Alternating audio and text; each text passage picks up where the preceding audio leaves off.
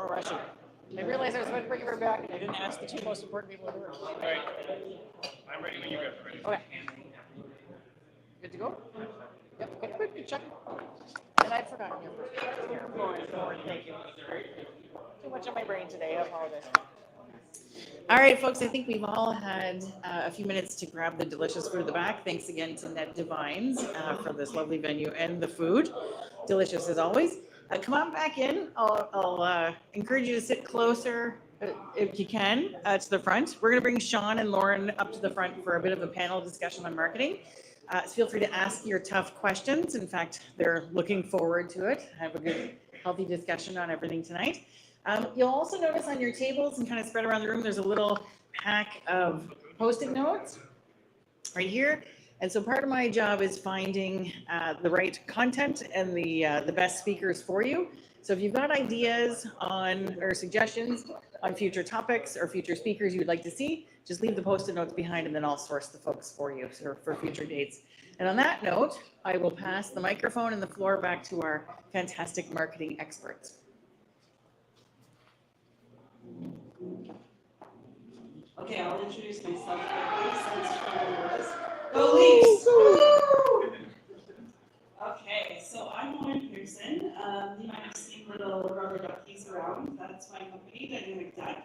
Just a little history from me. I most recently worked with the town of Milton as a liaison for the Digital Main Street program.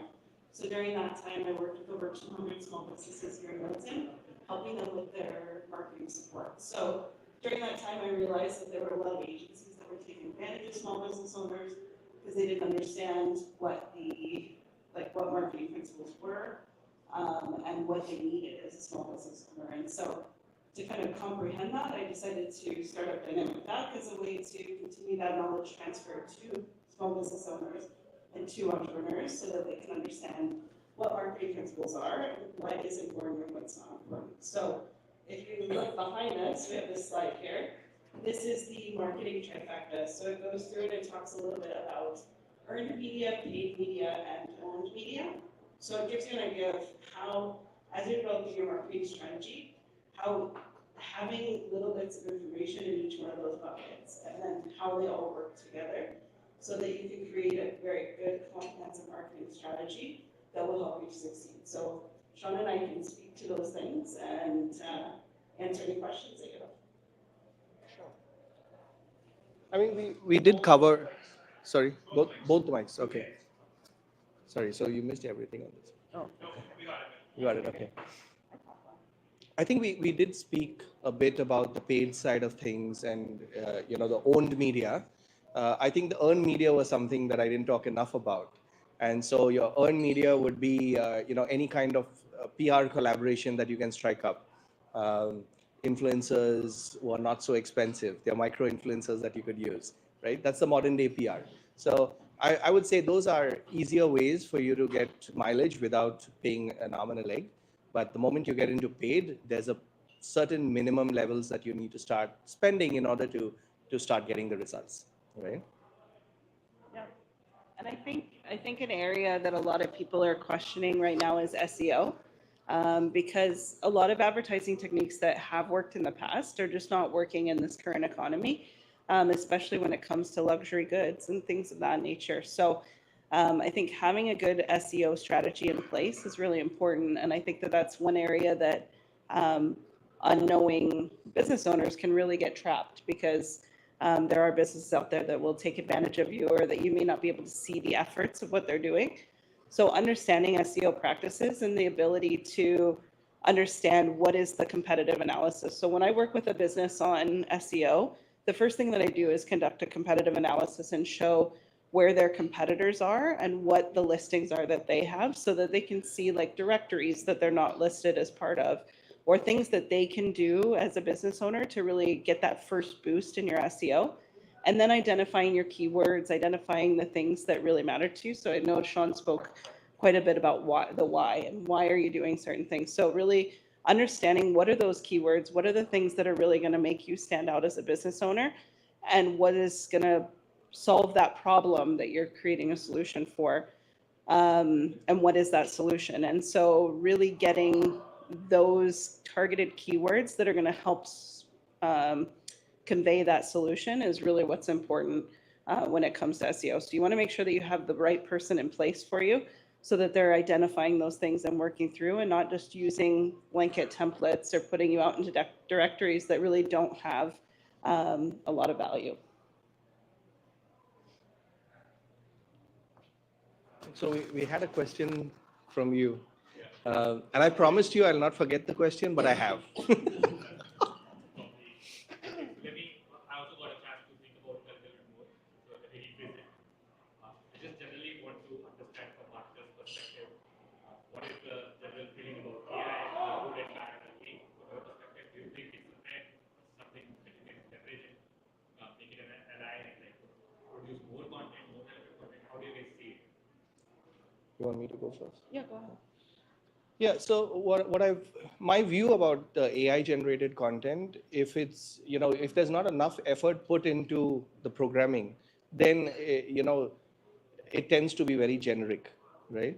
And by virtue of the way AI is today, it's more retrospect rather than, coming up with new ideas and new creative areas and things like that. So whether will AI get better? Definitely it will get better.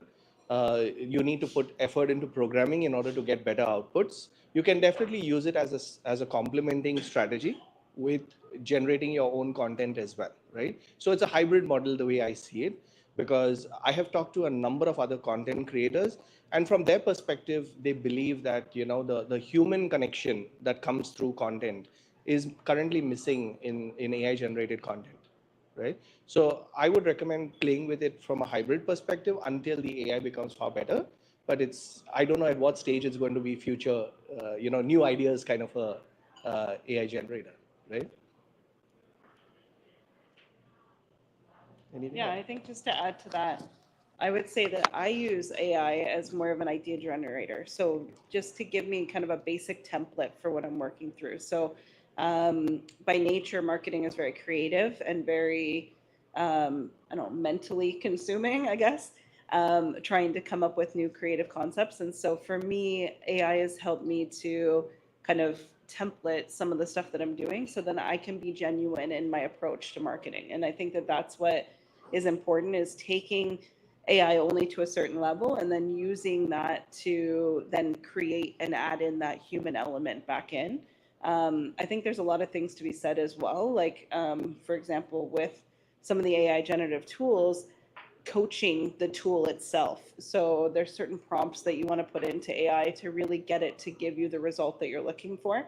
So if you were to just put in a generic prompt of write me an essay on this, this, and this, then it's not the same as you are an expert in this field and you have this, this, and this, and you give it some backbone to go ahead and create, because it gives you a lot better and a lot more accurate generation. So I think learning some of those prompts, and then also just not forgetting the genuine element of it. I'm a very genuine person. I love to go out and meet with people, and that's just who I am.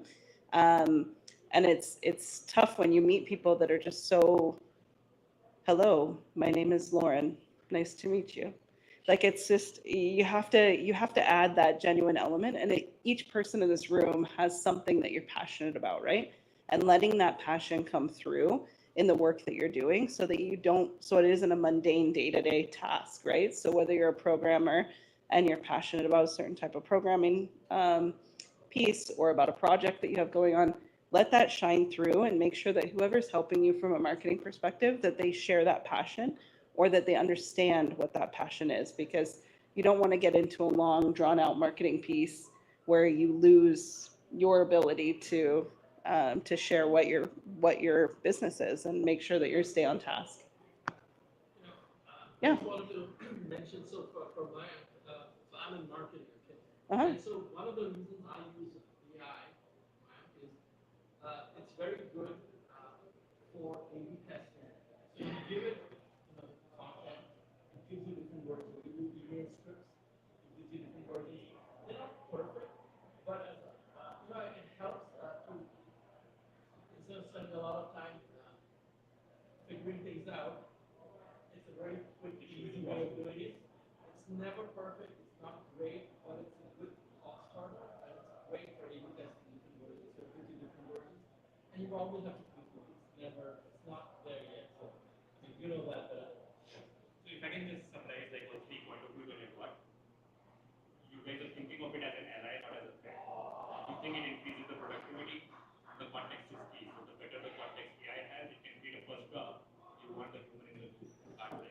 I think it shortens the amount of, at least for my use, I find that it shortens the amount of that mind dump, like that initial kind of throwing things out there. And then from there, all the fine tuning, that's where the strategy and that's where your expertise comes in. Yeah.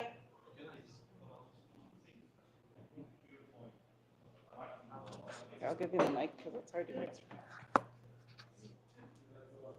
Just to follow again on the same point, I think marketing is all about creativity, and I think we know AI from that department. It's not that creative. It can be very, let's say, knowledgeable, but not creative. Now, in front-end marketing, at the front end, I believe, and I mean, you can take my argument face value. I believe that we need to see AI in the context of game theory, meaning that as soon as you go ahead as a player in an ecosystem and you resort to AI for marketing, and the other players will just in, and things will go down. I mean, if there's a concept called AI resonance, this is actually what you're building, and you need to be careful. Mm.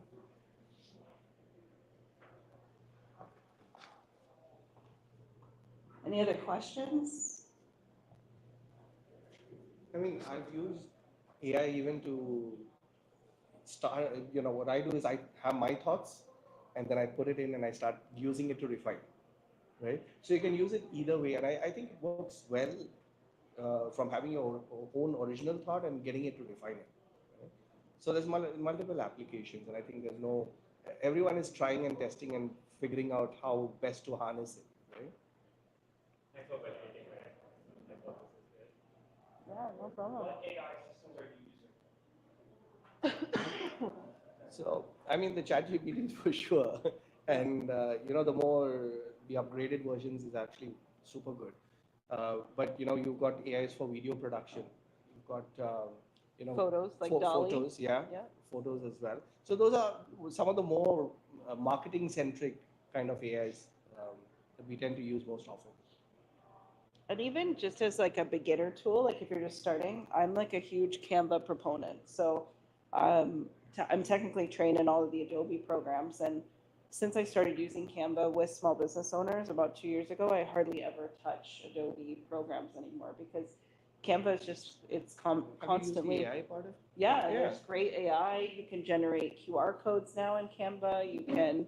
There's so many templates that are out there. So if you're really new to it and you just want to experiment on your own and try to get some things out there, Canva is a great tool to just get started, just to get some ideas and to go from there. And then it's great to take those ideas, and then that's when, if you feel like you're at that point, then reach out to some marketing professionals to help kind of guide you through the rest, because AI will only get you so far. But Canva is a great tool. I love Canva. So. Can I ask another question? Something more about outreach. So in B2B SaaS, what I'm currently experiencing is there's a buyer persona and there is a user persona. Buyers might be VP, the directors and above. They have the funds to like approve for a product that I'm building, for example.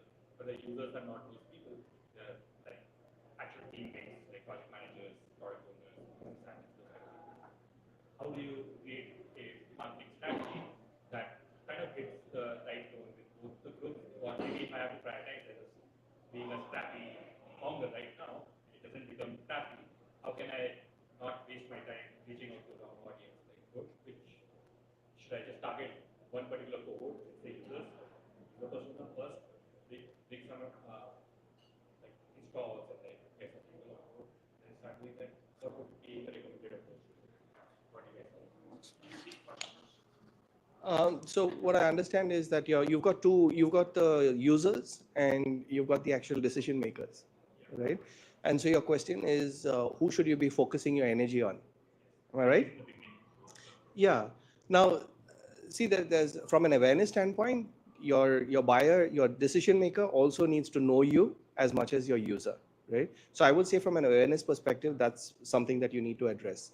As you go, when you're going from an acquisition perspective, you can talk to your users, right? And how do you empower them to go back and sell it to the seniors, right? Because they would find the tool really great, but the one on top doesn't know about it. Either he relies on his people, depending on the kind of leader he is, or he'll tell them, I've never heard of it. It's a waste of money, right? So from an awareness standpoint, you need to hit both. And from an acquisition standpoint, you need to empower your users. Anything else? Just to add to that. Yeah, sure. So in enterprise organizations, the decision-making process is typically about 70 people, in large enterprises. Okay, small and medium is different. So coming from an enterprise environment. So obviously you've got evaluators, you've got reviewers, you've got influencers, you've got product champions. You've got a whole host of different persona types. So what you are asking about is primary personas, right? In a large organization, you have many personas that impact that. In smaller organizations, obviously a smaller team, it's much more compact, right? So it depends, but I know you're going after mid-size, right? Yeah. So it's midway. You've got to tackle a bunch of them. You can't go just the buyer persona, because the buyer persona is typically the CIO, the CTO, or the CFO that authorizes it, but he's not going to evaluate the solution. The solution will come from an evaluator or a reviewer, someone really low down the totem pole, right? So that's how it is. You have to figure that out. And as you go into different verticals, you're going to figure out the decision-making unit and who are those folks. But typically, the larger you go, the bigger the scale. It's about 70 people that you actually need to go after. Mid-size obviously is less, maybe 30 people at the most, and then come down to startups, 3, 4, 5 people. But you need to influence all of them, because there are gatekeepers, there are people that have vested interests. It's political. It's never easy. That's why it's also important to define what's the size of the organization you want to target, right? So like you said, if it's a smaller organization, the decision maker is the one you can influence directly, right?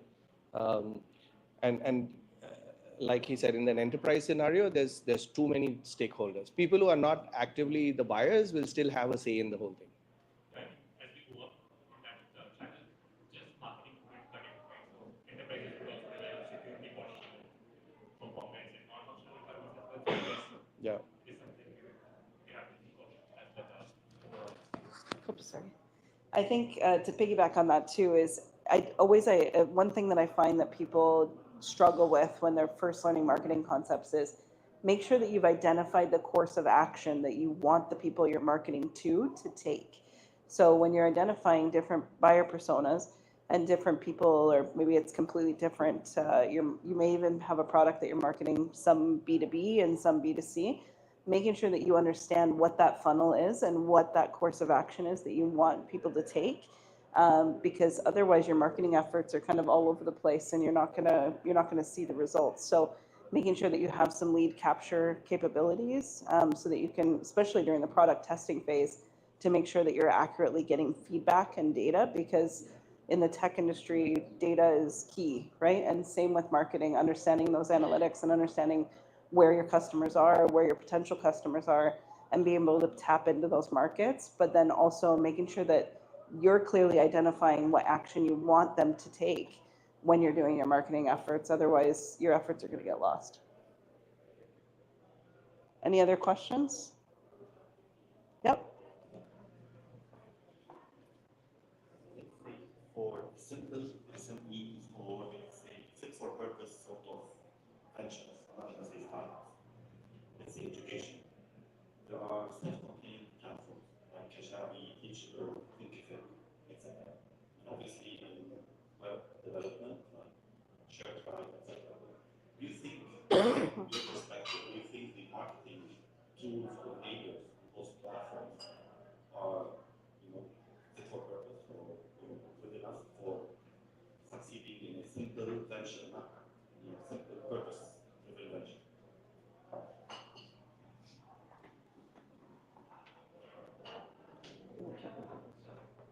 I think that there is a lot of marketing tools baked into a lot of different platforms right now. Even looking at just kind of some basic web platforms like Spotify definitely has a lot of great marketing channels factored in. When you get more into like the Wix and some of those sites, GoDaddy and things like that, not as much. Like the SEO is limited, the different marketing elements are somewhat limited. So I think if you have a strong platform that you're starting out with, it can definitely get you pretty far. When you venture into more like WordPress and some of the other platforms, some of the ones that you mentioned, I couldn't quite hear, but yes, from a course perspective, yeah. So I think I'm a big proponent that anywhere that you can gain um, credible knowledge is important. Like it empowers you as a business owner and as an entrepreneur to understand what's happening. Like even just this little bit of information that we're giving you here empowers you to make better decisions. So I think that a lot of those educational pieces, if you can find one that you resonate well with and that you feel isn't too slow, because sometimes they teach at different paces. I think it's great. I think it's a good tool. Just make sure that it's credible and that you're getting the right information. And then the other thing is to make sure that you're checking what the time frame was that those videos were created. Because if you're watching marketing videos from 5 years ago, it's definitely not going to be resonating today. Nothing much. Nothing to add. Yeah. Anything else? No? This is the time to be selfish. You want to ask a very narrow question. Yeah. I'm sure there's something someone will learn. Thank you. I'm sorry, this is going to be a broader. So I'm going to piggyback on what he said with regards to AI and piggyback on the fact that you've got to like that marketing in and of itself is changing. The fact that he asked a question with regards to AI and his role in marketing is an example of that. My understanding is that rate of change is only going to increase in the next few years. The kind of things that we're asking about today are going to change. The kind of buyers that are going to be influencing are going to change. How would you recommend somebody, that somebody could be a founder, could be a CEO, or even a CMO, stay in touch with what's resonating the most with their target audience so that they may be able to target them properly, to make sure that you're getting the buy that you want, getting the kind of traction that you want, and ultimately getting the brand that you want. How would you recommend you stay in touch with that rate of change that's going to increase your bustle?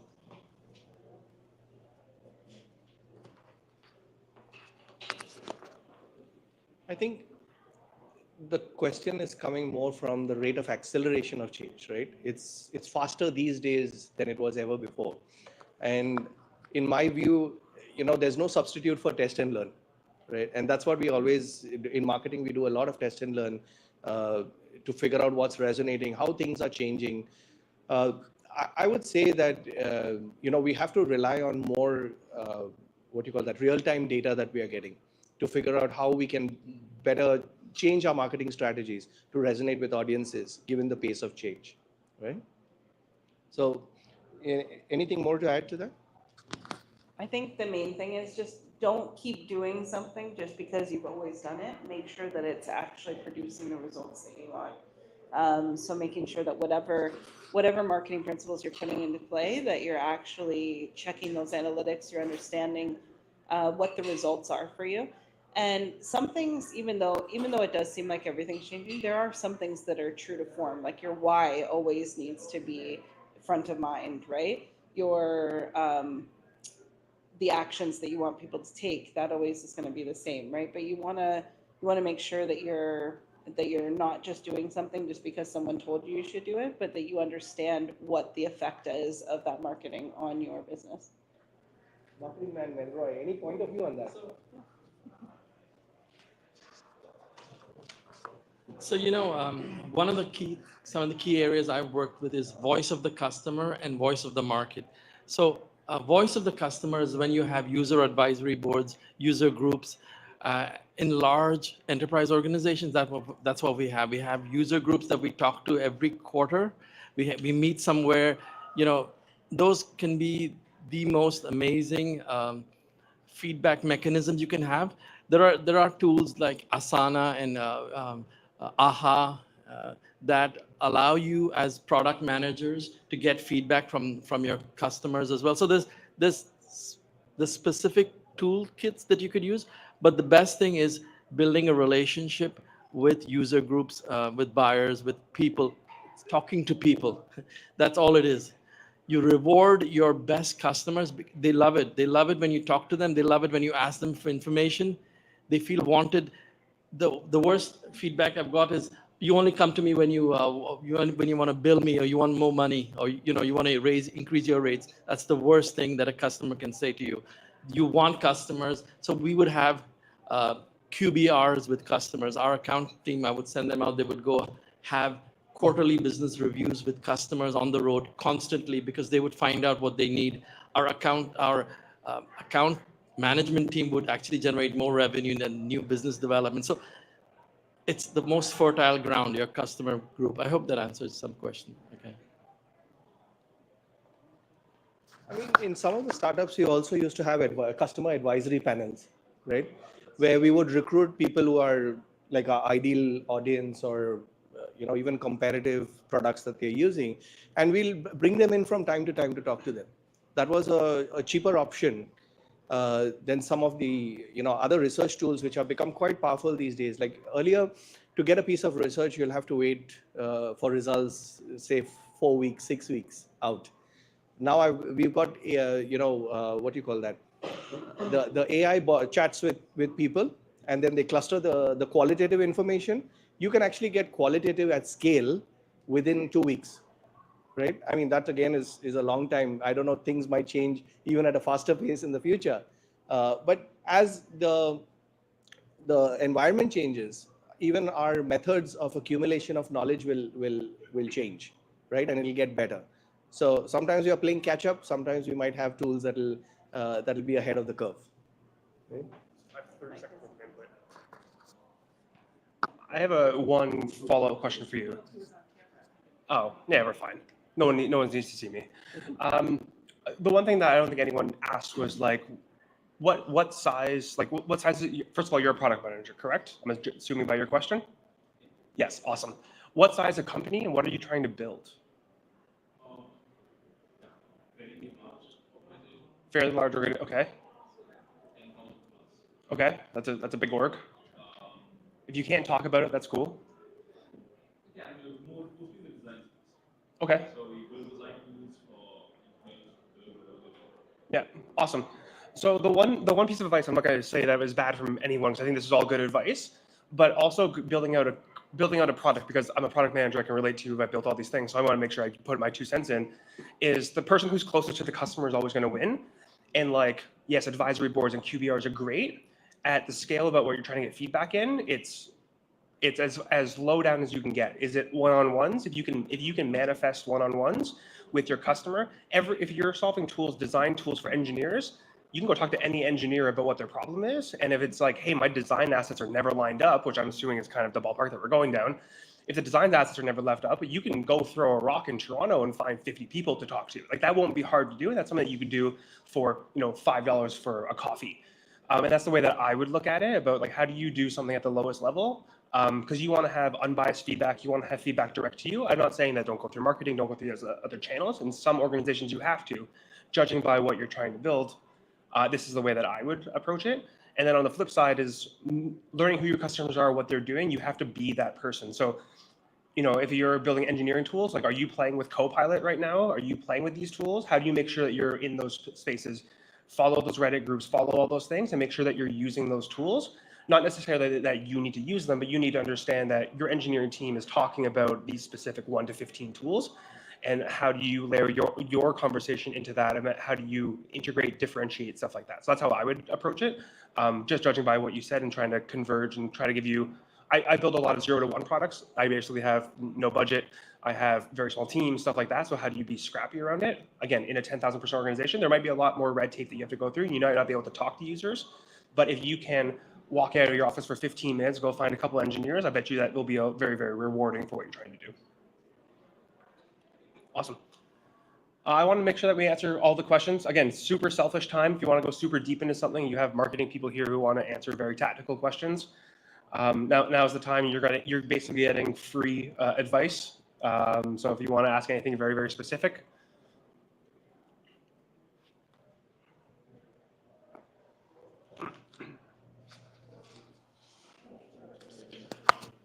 How do you build your personal brand on LinkedIn and Twitter, or LinkedIn or Twitter, or any social media platform?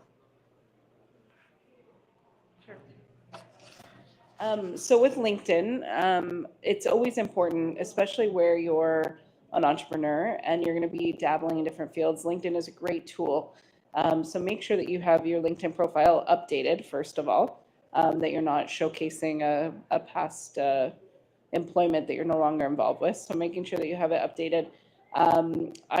There's two different modes that you can be in with LinkedIn. So you can be in regular mode or in creator mode. Creator mode, unless you're producing a lot of content or you're sharing a lot or you're doing a lot to amplify that, then I would say just stick with the regular LinkedIn mode.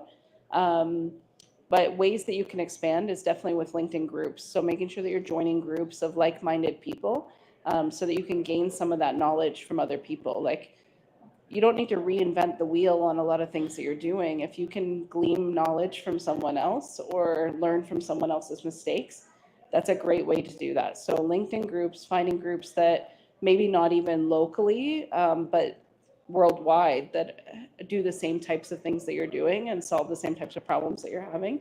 So I think that that's a big one.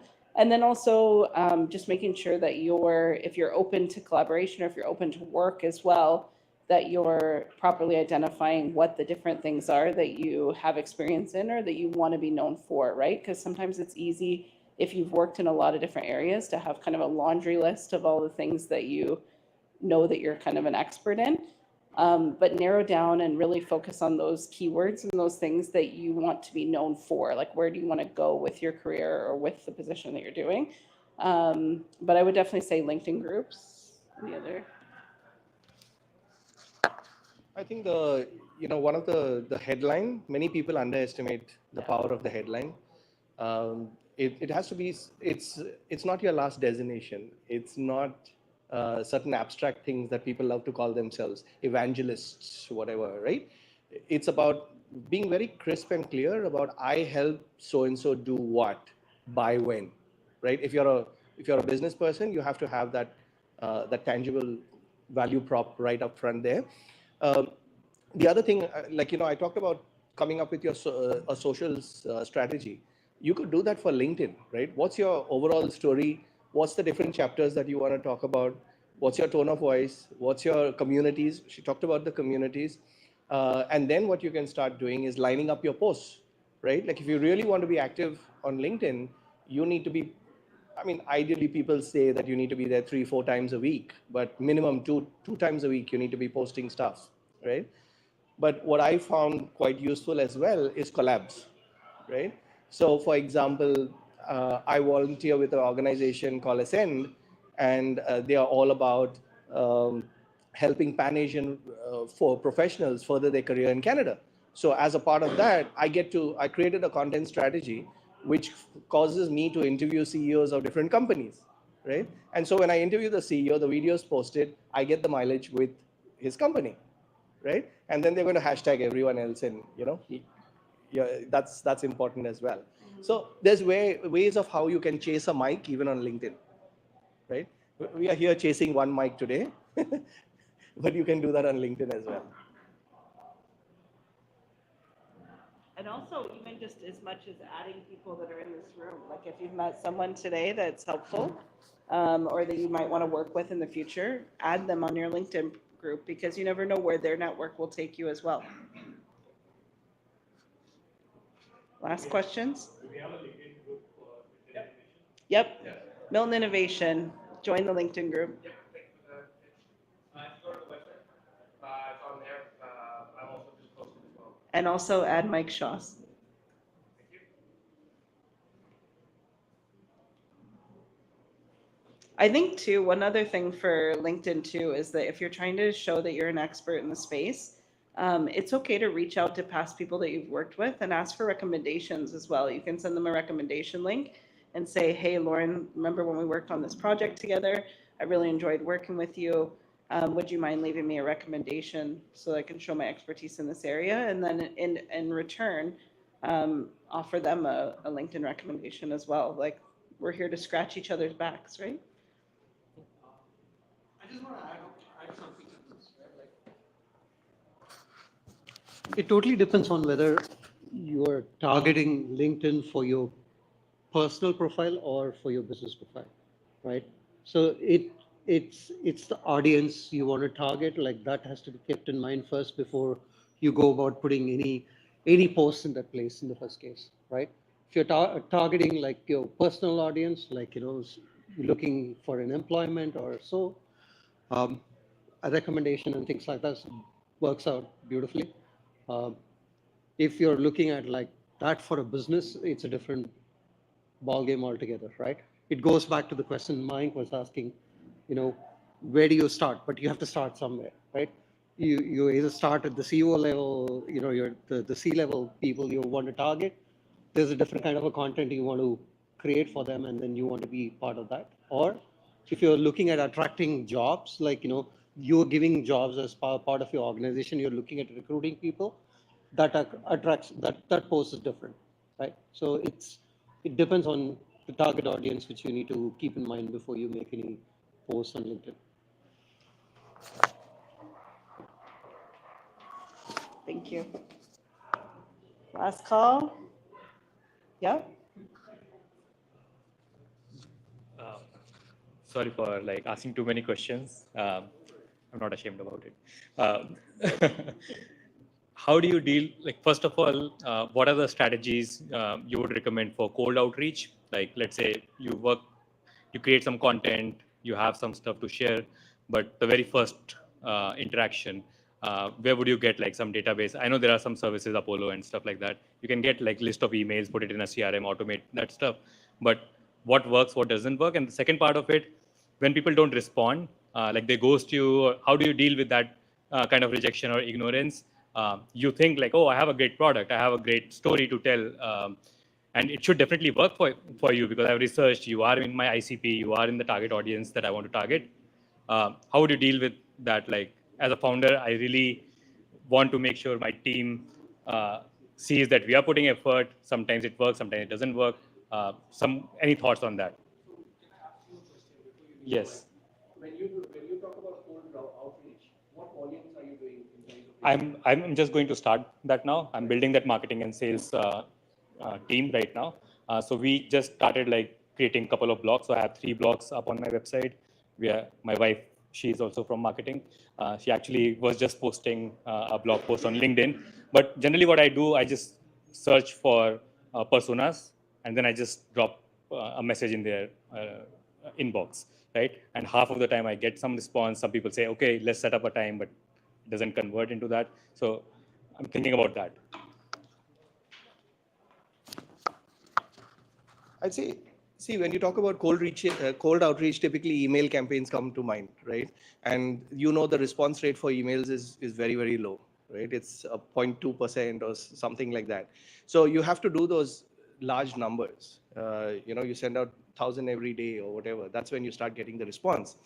But when you're talking about how do you do that on LinkedIn, that's very different. I think once you've done the cold emails and you're getting some response and you understand who those personas are, you can take those people on and start having conversations on LinkedIn, right? Because you know that they are more qualified, so to speak, right? And on LinkedIn outreach, you cannot do too many messages because LinkedIn Premium gives you a limited number of outreach, right? Which you can circumvent using a tool called expandi.io. Expandi, expandi.io, right? And so you can send more than like 100, 200 messages a day. But I think there are some spam implications to that as well. So you have to be careful about Castle when it comes to email, right? Yeah. I know you are going to jump on me for that one. And even on expandi.io, I think there's a limitation to how many you can send in a day, right? But I think the LinkedIn would be more meaningful conversations, the ones who are really interested. Whereas cold outreach, like you said, you can get lists from Apollo.io, Zoom Info, any of these guys, and you just got to be very strong with your value prop, right? So when you send out emails also, if it's a very generic email, too long emails, they don't respond. So you've got to test and learn what really gets them to convert, right? So we test many different headlines, we test offers, right? Until you start getting the right kind of response. I think just to piggyback on that, I think no matter what social media platform you're looking at, one thing that's changed a lot in advertising over the last year is that you need to kind of take your social media advertising in like a 3-step approach. So the first time that you're reaching out, you're figuring out who your target audience is, right? Who are people that are going to benefit from whatever the solution is that you're offering before you're even really introducing your brand to them. So you're basically putting out an ad that's going to say, okay, do you shop online, right? And it could be a very broad group. Maybe you want to kind of narrow that down a little bit more, but you basically cast a net first to just try to gather that information. So say you were on Instagram and that's the format that you're using. So you're going to cast your net first and you're going to use that for a week or so, run an Instagram ad. Then you're going to take that insight and those people that have clicked on that ad, and then you'll tone it down another notch and say, okay, do you shop online for groceries, right? Or whatever it might be. And then you're going to find out from there, then you're going to introduce your brand and the solution that you offer with an offer along with it, right? So it gives you a more targeted perspective. Whereas if you just put out an Instagram ad for whatever your solution is, but you haven't really coaxed people in, or you're not really having the right audience, then you're going to cast a bigger net, then you're not going to get the number of people that you need. Any other questions? No, it's more of something that I would look for a startup. Yes, for a startup, it's important to create a brand awareness part of it. Like, one of the things I can do is writing on in LinkedIn, because we're talking about LinkedIn, that works. It's all about like people knowing the issue. It may not be turning up into say a cold call like or a whole email going out, like the feedback you will get there, or somebody will reply back to you as Sean said. However, you're creating awareness that there is a product like this which is now, right? Especially at the stage where you are, that's what is important. I think along to his point too, another option that you have is creating some type of a guide or an ebook that we use for like lead capture, right? So you're basically giving people some free information so that hopefully in there you're implanting things that your Go Leafs that you can throw in there, so the information that you can provide to hopefully guide them to come back to you, right? So so for example, if you have a software solution that's offering X, Y, and Z, you might put such and such guide to such and such, right? And then you kind of map out, okay, what are some of the things that people need to know? And then ultimately at the end, the solution is to use this software to be able to make that a lot simpler. So using tools like that is really important, and kind of gathering that content. And that's where, kind of circling back to AI, in the kind of trying to take out the bulk of creating that content, you can use AI to kind of get some of those content pieces and then tailor it to your brand and to your solution. I mean, if you've got a B2B audience and if it's not very high value that you're selling, account-based marketing is one of the, but that's paid, right? Where you can do full funnel approach. So on LinkedIn as well, you can do awareness, and then to what Lauren said, the mid funnel is actually offering them a value, like what do you call that? Lead magnet. Right? And then finally, it's the offer for sale. So you can do a full funnel approach even on LinkedIn, but it's expensive. But more targeted. Yeah. I'm going to give you my 2 cents, and then I'm going to wrap it up for questions here. I feel like a lot of them have been answered. We have like 45 minutes-ish. I'm assuming that this will end about when the game's over, so we're kind of a little bit over. My 2 cents into yours, just because I know a little bit deeper about what you're doing, stuff like that. Like for me, like generic advice goes back to where's your customer living, what are they doing, right? The cheapest forms of this is live where your customers live and provide value there. The benefit you have right now is you're playing in AI. Well, every single person in the world wants AI content right now. So go to the 15 popular YouTube channels, the 15 popular blogs like Silicon Valley Product Group and all these places that want some sort of AI content, and you can provide content. And hey, part of it is use my tool, but here's how AI is affecting product management. Here's how this is working. And then they want that content. You're gonna exchange the content for exposure. So that's kind of one way. And like going through LinkedIn and finding the people who are interested in product management and AI is a good target group to be able to go down. I think just like outside looking in, not discounting anything else, like I think you're a little early to buy lists, you're a little bit early to buy Instagram ads. Like you're still trying to find product market fit, you're trying to figure out where to deploy capital. You need to find that first before you go spend $1,000 on a list or $1,000 on an ad campaign. It's what can I go through now, find out where my target customers are, exploit that as much as you can, because you're going to get feedback from them as well about like, hey, you're missing X feature. Well, cool, that was a big thing I didn't think about before I actually go to market. I need to solve that problem. And then actually to go through, get traction, get your customers in, and then you can exploit that success with the success of like, I know my exact target customer. Let me go run an Apollo search, pull up the 300 people that are like this. I can go through on LinkedIn, run an ad, Instagram, run an ad. That's how I would look at it. But like, depending on what scale your company's at, right? Startup, zero budget, you're spending no money. Your only capital right now outside, like, no, I don't actually know this, but is your time. So like looking at that is how do you scale the unscalable until you can hit a point where you get revenue in and then go do those other factors. That's my 2 cents in all this. Awesome. Okay, so first of all, round of applause for our panelists. Thank you very much. Thank you, Sean. Thank you, Lauren. Appreciate this. They'll be here networking and stuff like this. I do have 5 slots open. I am putting a cap on it just because I cut someone off last time and I feel really bad. If you are building something, if you have a pitch, if you have an ask, if you have anything that you think that someone in this room can either help with or connect you through, now's the time. So if you have something that you're working on, you need to find a co-founder, you have a problem to solve, if you want to make a marketing connection, anything like that, now is your 5 minutes of fame. I'll give you maybe not 5 minutes because that would be a little bit of a long one, but let's say a minute each for five pitches. Talk about your company, talk about yourself, talk about your cat if you want. I have no preference. 5 minutes, we're going to open it up. So if anyone wants to come up and talk about what they're building and have a call to action, let's do it.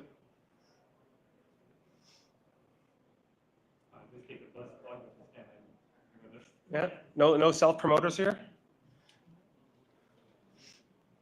All right, you might have to break the ice.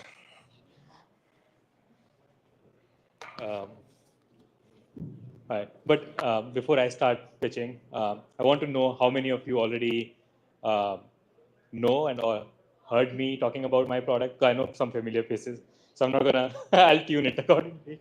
All right. So half of the room already knows, but for those who don't know, I'm building an AI-powered software for project management teams. First of all, who are you? My name is Mayank.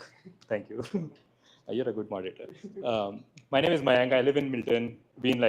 I think this is my second summer here. Really excited. And thanks for hosting this. I think I always look forward to coming here. So anyways, regardless of like those who have already heard about my product, it's called FastDoc. So what we do is we integrate inside your project management tools and think of Jira, Azure DevOps, Asana, Monday.com. We are starting with Jira because that's the largest project management tool out there. So what we do is we take all the raw project management data, like your user stories, epics, and tasks. That information, using our AI algorithms, we convert into customer-facing communication. So think of your marketing communications, technical documentation, help center articles, release notes, all of that. And we don't say like we do it perfectly. We always emphasize that we want humans in the loop. Just because I was validating with marketing folks here, we are not at that stage where we can produce full-fledged articles that you can just trust and it will be hitting the mark. So we help with first draft creation. That process typically takes like a couple of hours or days at minimum, like when teams spend a lot of time, product teams explain what is being built or what was the requirement initially, and then marketers take that to market. And we help the marketing teams and customer-facing teams create those assets automatically in seconds. And our average generation time is actually 10 seconds, right? So it's actually quite interesting. Do check us out we just posted a blog on LinkedIn. So if you go to LinkedIn, find fastdoc.io and our post and follow us. Thank you so much. Thank you, thank you. It's been fun to watch your progression so far. When you first joined, it was an idea, and we've gone through and we built the like first iteration. I say we just collectively. Yep. There we go. That's a big milestone. Congrats. Awesome. Awesome. I'm going to be a little bit selfish here. Did you guys meet through this? Love it. I'm going to take full credit for that. I'm glad that you guys met. No, I'm joking. Yeah, congratulations on the launch. That's always impressive. Anyone else self-promoting, want to talk about their business? 1, 2, 3. Awesome. So that's 4. We got one more room. So we'll start here. We'll work our way this way. He's got a folder and everything. This is really official. Oh, okay. It's a security blanket. You don't trust your seatmate? No, he's got another one. No, so Rex EMR, this is what I'm talking about today. So Raj is the CEO. I'm the Chief Marketing Officer for Rex EMR. It's a company that's been built over the last 4 years. And we've only recently, a year ago, started out and gone commercial. So it's bulletproof. It's a product that's utilized for the medical healthcare sector, for specialists, healthcare specialists, so doctors specifically. And my proposition for you is anyone that wants to earn $500, come talk to us. It's a simple thing, as a simple ask as introducing us, a warm introduction to a clinic, a doctor, a friend, a relative, whoever. We do a demo, we talk to them about it because it's a product, it's a platform that is utilized by doctors to reduce the administrative work that they do.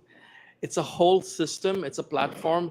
They use it for billing, they use it for patient records, they use it for prescriptions, they use it for a multitude of tasks that they do within the clinic. So rather than waste the opportunity here, I'm asking because everybody knows somebody who's a doctor, whether it's your own doctor or you have somebody in as a friend or family member. And it's a simple ask. The cost for a doctor to utilize our subscription service is $3,000 a year. It's pretty insignificant for a doctor based on how much they earn. They right now utilizing a lot of different disparate services. This helps them bring it all into one. So thank you.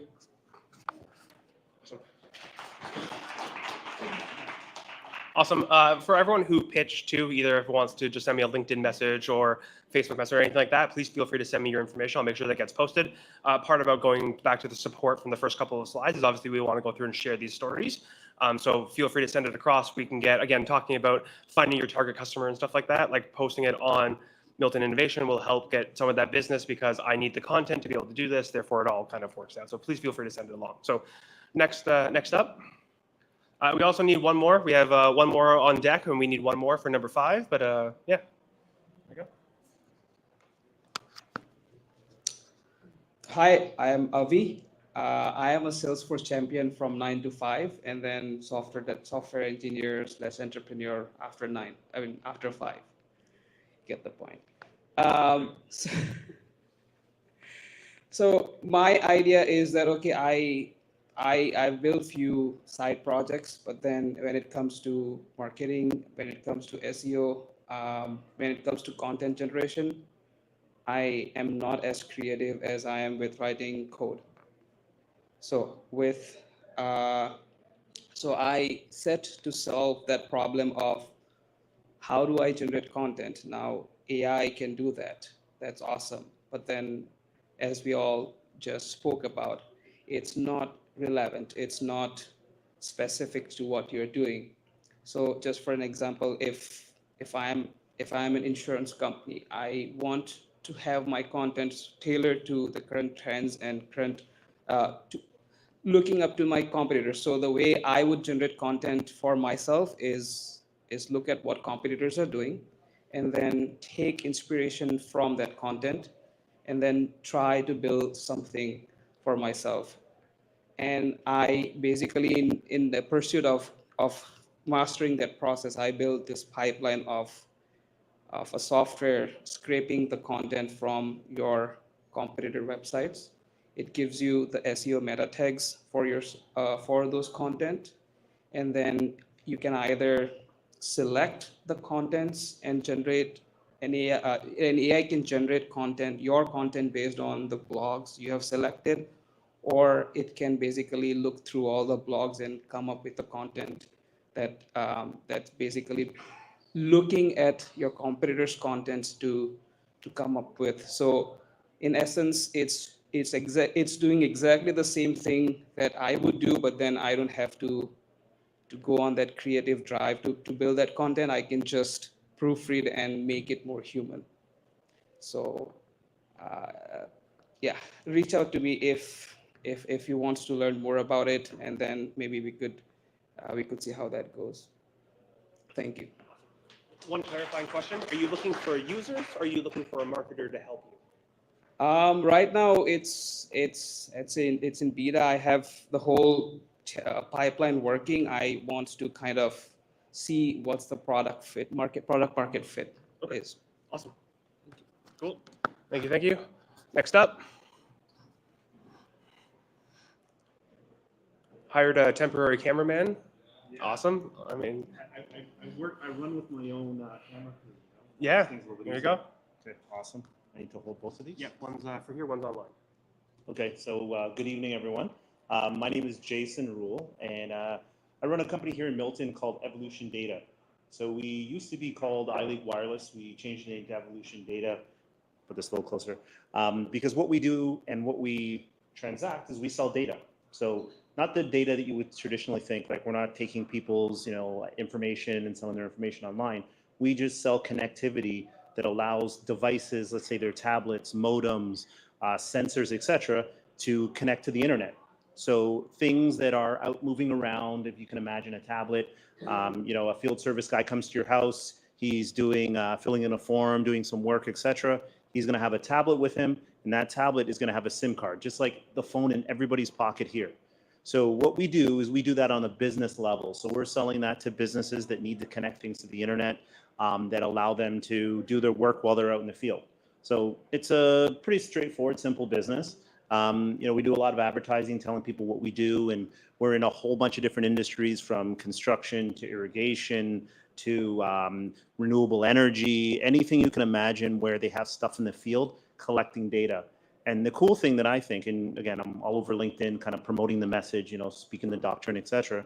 But one of the things that is very exciting for us is AI is a really boon area, because AI is now generating a lot of data, all the sensors that we provide generate a lot of data that AI now can use and leverage. So we're going to see a big shift in what we do, where AI now is going to help us be a little bit more efficient in what we do on the Evolution Data side.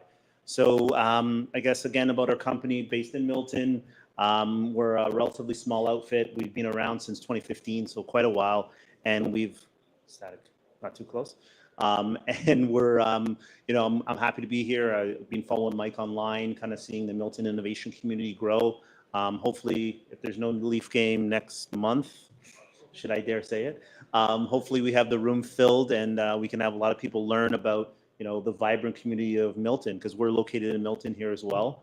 I'm hearing a lot of people in marketing, so it's good to hear from you folks and what you do and how you add some uniqueness to the different spin. I want to talk to the gentleman about getting that information off of SEO and kind of going into someone's website. I knew I would get interrupted at some point. There we go, 2-2. So anyways, thanks for the opportunity to speak and tell everybody a little bit about what Evolution Data does and how we're trying to help customers really connect to the connected world. That's our little slogan that we say. Okay, thanks everyone. Thank you, sir. Right in the middle of the goal, right? Of course, of course. Awesome. We have one spot left open. I'm going to leave it open for 10 seconds. There we go. We have a taker. Perfect. This is the last one. After this, we will wrap up, and we will continue networking. I think there's a lot of good connections that have been made here, and a lot of good connections to be made. So after this, we will wrap it up. But you are our closer. So I just want to introduce myself. It's my first time. Nothing really much to say. I'm really glad I make it today through the old traffic and Goal is to meet more people. I'm in real estate business as a real estate professional, working in different areas, selling and buying and new construction and different type of, most of residential. My office is Shops at Don Mills, which we have 3 offices, Royal LePage Signature. One is located Mississauga. So most of my destination, I will say Caledon, Brampton, Milton, Mississauga. Same time, I work on the other side as the east, which is Cortha Lakes, waterfront properties and the farms, and Niagara Falls, whatever it takes. So I'm glad you guys looks like it's a great community. First, when I came in, I was driving around. I say it doesn't look like it's a networking place and something like that. And these guys were so excited. I said, I don't think it's the right spot for me. And I asked the bartender, so they pointing on here. So I'm glad I make it. And yeah, really much.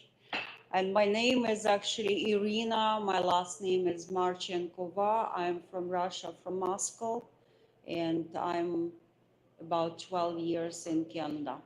So I wish to eventually meet everybody of you and to know more about what everybody does and just keep connected.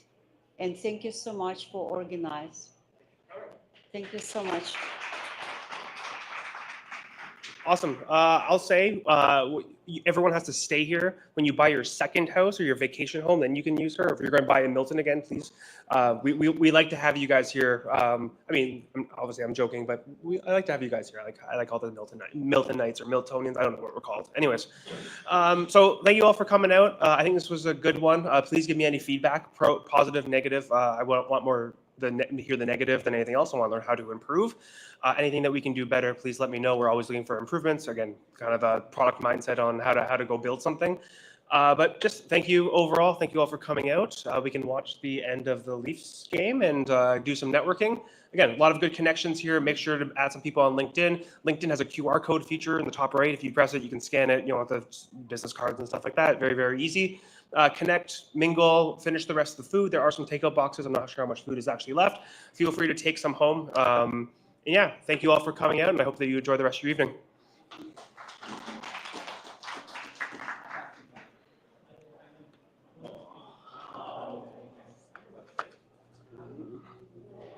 Thanks so much for having me.